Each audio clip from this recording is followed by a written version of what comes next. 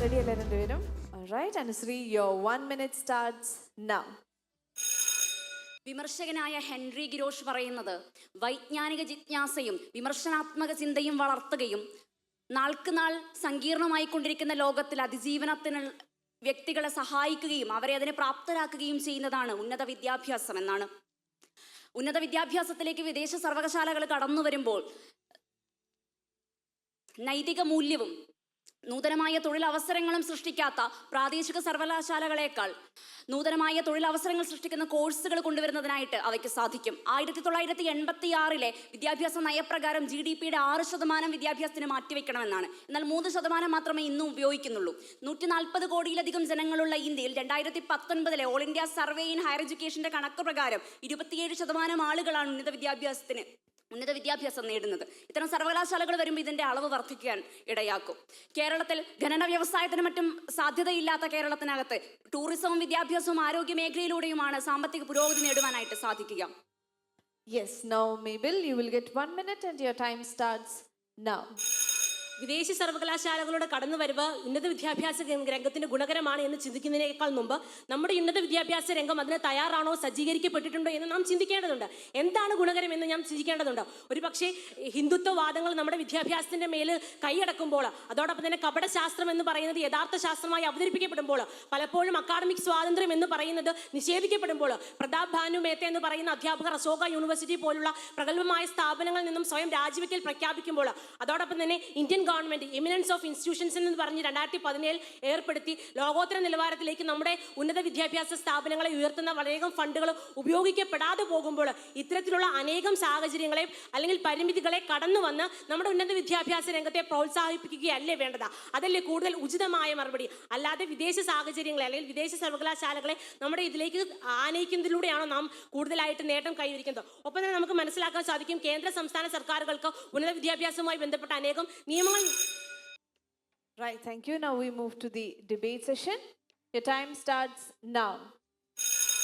വൈദിക സർവകലാശാലകളിൽ പാഠ്യപദ്ധതിയും അധ്യാപക നിയമനവുമെല്ലാം നിർണ്ണയിക്കുന്നത് സർവകലാശാലകൾ തന്നെയാണ്.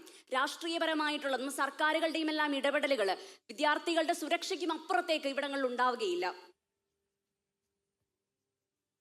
ഫോറിൻ യൂണിവേഴ്സിറ്റീസ് വരുമ്പോഴത്തേക്കും ബാക്കിയുള്ളവരുടെ ഇടപെടലുകൾ കുറവായിരിക്കുമെന്ന് അതല്ലേ പറഞ്ഞ Anusree? Yes, okay, foreign universities. പക്ഷേ ഇത്തരത്തിലുള്ള യൂണിവേഴ്സിറ്റീസിൽ നമ്മൾ പലപ്പോഴും എൻറോൾമെന്റ് റേഷ്യോയെ കുറിച്ച് നാം ചിന്തിക്കേണ്ടതുണ്ട്. മിഷിഗൺ യൂണിവേഴ്സിറ്റി ദുബായിൽ ആരംഭിച്ച ഒരു ക്യാമ്പസിൽ വിദ്യാർത്ഥികളുടെ എണ്ണം കുറയുന്നതിനാൽ ആ ക്യാമ്പസ് അടച്ചു പൂട്ടേണ്ടി വരുന്നുണ്ട്. അപ്പോൾ ഇത്തരത്തിൽ ഇന്ത്യ പോലൊരു സാഹചര്യത്തിൽ ഇത്തരത്തിലുള്ള വിദേശ യൂണിവേഴ്സിറ്റികൾ കടന്നു വരുമ്പോൾ അതിലേക്ക് എൻറോൾമെന്റ് റേഷ്യോ എന്ന് പറയുന്നത് വളരെയധികം ഘടകമായിട്ട് നിലനിൽക്കുന്നുണ്ട്. അവിടെ അനുശ്രീ, വൈദേശിക സർവകലാശാലകളിലേക്ക് ഇന്ത്യയിൽ നിന്നും കുടിയേറുന്ന വിദ്യാർത്ഥികളുടെ എണ്ണം 2021 4.5 ലക്ഷത്തിലധികമാണ് വരുന്നത്. ഇത്തരം സർവകലാശാലകൾ ഇവിടെ വരുമ്പോൾ ആ വിദ്യാർത്ഥികൾക്ക് ഇവിടെ പഠിക്കുന്നതിനുള്ള സാഹചര്യങ്ങളുണ്ടാവും. കൂടാതെ പഠിതാവിനെ കേന്ദ്രീകരിച്ചിട്ടുള്ളൊരു വിദ്യാഭ്യാസ പ്രക്രിയയാണ് വിദേശ സർവകലാശാലകളിൽ നൽകുന്നത്.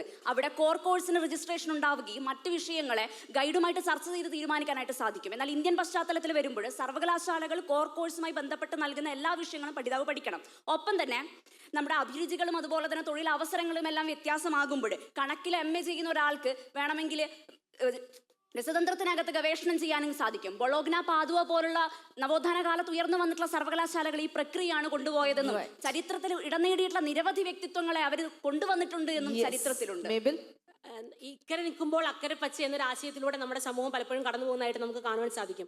ഒരു പക്ഷേ വിദേശ സർവകലാശാലകൾ അല്ലെങ്കിൽ വിദേശ സ്ഥാപനങ്ങൾ അല്ലെങ്കിൽ വൈദേശികമായ ഒന്നാണ് നല്ലതെന്ന് പറയുകയാണെങ്കിൽ എന്തുകൊണ്ട് നമ്മുടെ ഇന്ത്യൻ യൂണിവേഴ്സിറ്റിയിൽ ഇന്ത്യൻ വിവിധ സ്ഥാപനങ്ങൾ ഉന്നത വിദ്യാഭ്യാസ സ്ഥാപനങ്ങളിൽ വിദേശീയരായിട്ടുള്ള അധ്യാപകരുടെ നിയമനം വളരെ കുറവാണ്? അതായത് 2019 IIT കണക്കെടുത്തുവാണെങ്കിൽ 5400ഓളം അധ്യാപകരുടെ കണക്കിൽ ഏകദേശം 1% മാത്രമേ മറ്റു നാടുകളിൽ നിന്നുള്ളവരുടെ അല്ലെങ്കിൽ മറ്റു നാടുകളിൽ നിന്നും വിദ്യാഭ്യാസ യോഗ്യത നേടിയവരുടെ നടത്തിയിട്ടുള്ളൂ, അവരെ നിയമനം നടത്തിയിട്ടുള്ളൂ. അപ്പോൾ അത്തരത്തിൽ എല്ലാം നമ്മൾ മറ്റുള്ളവ നല്ലതെന്ന് പറയുമ്പോൾ നമുക്ക് നമ്മുടെ നാടിനെ നമ്മൾ അംഗീകരിക്കേണ്ടതുണ്ട്. അതോടൊപ്പം തന്നെ മറ്റൊരു കണക്കുകൾ പ്രകാരം ഏകദേശം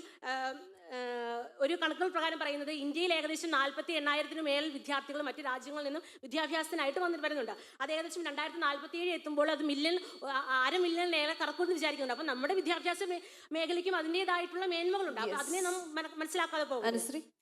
സുഹൃത്തെ, താങ്കൾ പറഞ്ഞതിനെ അംഗീകരിക്കുന്നു. അതോടൊപ്പം തന്നെ മതരാഷ്ട്രീയ താല്പര്യങ്ങൾക്ക് വേണ്ടിയിട്ട് നമ്മുടെ സിവിൽ സർവീസ് പരീക്ഷകൾക്ക് പോലും മുൻതൂക്കം നൽകപ്പെടുന്ന NCERT പാഠപുസ്തകങ്ങളിൽ നിന്നും പീരിയോഡിക് ടേബിൾ മുഗൾ സാമ്രാജ്യത്തിന്റെയും മറ്റും ചരിത്രം എടുത്തു കളയുന്നുണ്ട്.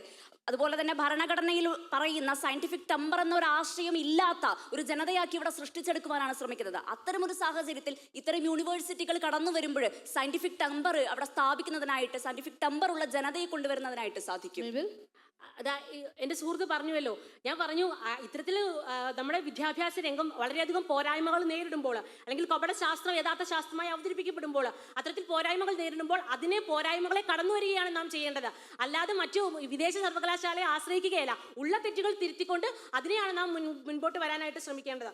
ഒപ്പം തന്നെ ഇത്തരത്തിൽ അനേകം സാഹചര്യങ്ങൾ പറഞ്ഞു. എന്നാൽ നമ്മുടെ വിദ്യാർത്ഥികളെ ഇവിടെ പിടിച്ചു നിർത്തുന്നാൽ പലപ്പോഴും നമ്മുടെ വിദ്യാർത്ഥികൾ ഇവിടെ നിന്ന് മറ്റു നാടുകളിലേക്ക് പോകുന്നത് വിദ്യാഭ്യാസത്തിന് വേണ്ടി മാത്രമല്ല, ഉറച്ച ജീവിത സാഹചര്യങ്ങളും ജീവിത നിലവാരവും എത്തിക്കാൻ വേണ്ടിയിട്ടാണ് അത്തരം മറ്റു നാടുകളിലേക്ക് പോകുന്നതെന്ന് നാം ചിന്തിക്കേണ്ടത്.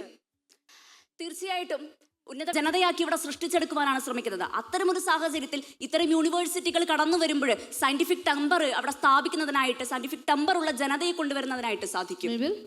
അതാ എൻ്റെ സുഹൃത്ത് പറഞ്ഞുവല്ലോ, ഞാൻ പറഞ്ഞു ഇത്തരത്തിൽ നമ്മുടെ വിദ്യാഭ്യാസ രംഗം വളരെയധികം പോരായ്മകൾ നേരിടുമ്പോൾ, അല്ലെങ്കിൽ കപട ശാസ്ത്രം യഥാർത്ഥ ശാസ്ത്രമായി അവതരിപ്പിക്കപ്പെടുമ്പോൾ, അത്തരത്തിൽ പോരായ്മകൾ നേരിടുമ്പോൾ അതിനെ പോരായ്മകളെ കടന്നു വരികയാണ് നാം ചെയ്യേണ്ടത്.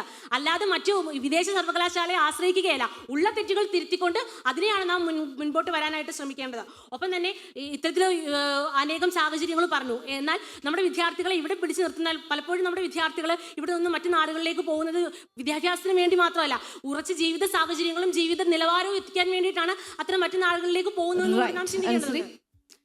തീർച്ചയായിട്ടും ഉന്നത വിദ്യാഭ്യാസ സ്ഥാപനങ്ങളിലേക്ക്, വിദേശ മേഖലയിലേക്ക് വിദേശ സർവകലാശാലകൾ കടന്നു വരുമ്പോൾ ആ കോഴ്സുകളോടൊപ്പം അതിന് അനുബന്ധമായിട്ടുള്ള തൊഴിലവസരങ്ങൾ കൂടെ ഇവിടെ സൃഷ്ടിക്കപ്പെടും. അങ്ങനെ വരുമ്പോൾ തൊഴിലിനും വേണ്ടി മറ്റും വിദേശങ്ങളിലേക്ക് പോകുന്നതിൻ്റെ അളവ് നമുക്ക് കുറയ്ക്കാനായിട്ടും സാധിക്കും. അതോടൊപ്പം തന്നെ ജാതിയും മതത്തിൻ്റെയും ഒക്കെ അടിസ്ഥാനത്തിലുള്ള വിദ്യാഭ്യാസ പ്രക്രിയകൾ ഇവിടെ നടന്നുകൊണ്ടേയിരിക്കുകയാണ്. ഇവിടെ ഗാന്ധിജി ആത്മഹത്യ ചെയ്തത് എങ്ങനെയാണെന്നുള്ള ചോദ്യം മഹാരാഷ്ട്രയിലെ ഒരു സർവകലാശാലയിൽ പ്രത്യക്ഷപ്പെട്ടിട്ടുണ്ട്. അതുപോലെ ദളിത് മേവിൽ ആൻഡ് അനുശ്രീ സമയം ഇവിടെ അവസാനിക്കുകയാണ്. രണ്ടുപേരും ഒന്ന് കൈകൊടുത്ത് പിരിയുക.